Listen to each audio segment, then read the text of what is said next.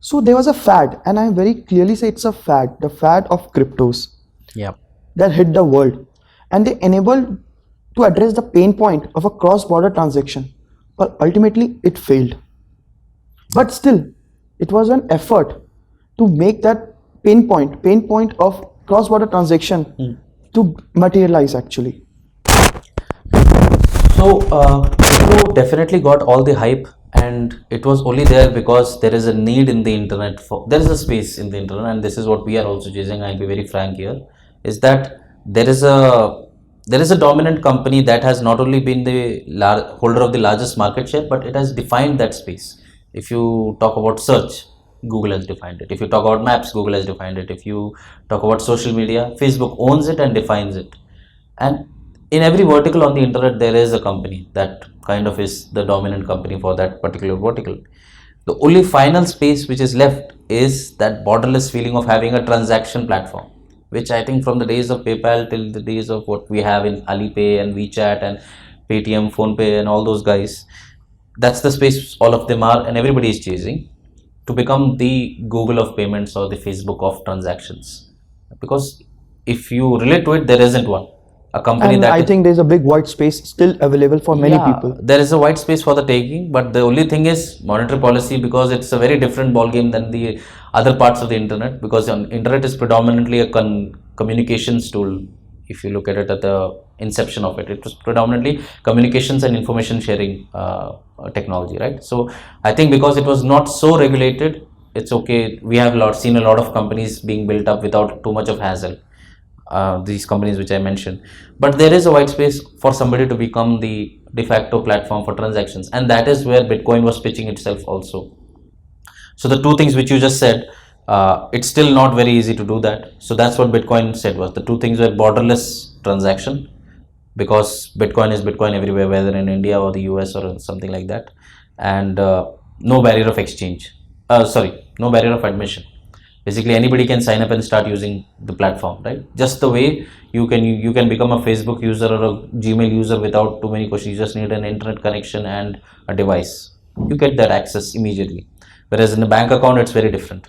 And even if you get it, is very limited access. You start an account in SBI, you can only do something, you can only get rupees and you can use it only within India. Even you can do overseas transaction, but there is so much cost and complication involved. So it's not truly borderless, and there is a barrier of admission. So Bitcoin, the idea was really, really great. I mean, if you look at it, if anybody will be given that option, who wouldn't take it, right? I mean, these companies which I just mentioned, they have taken over our lives because they give us that feeling of our life expanding in some way. Having that borderless and limitless feeling. So Bitcoin had this hype and had this advantage over everybody else because it was the first one that showed a version of how it could be. Now we can safely say it's not the real version which we need, because it's slowly, the hype has already died away, and I don't think it's not trusted that much I as a think transaction the platform. graph, the product graph, we say the life cycle, it was like hype in a very small span of time, and I think the decrease was more speed. No, speed was more than the hype that we saw that for cryptos. Yeah, I think it was a great party, but somebody came in and just made it very, very bad. I think so. In the end, that's the reason.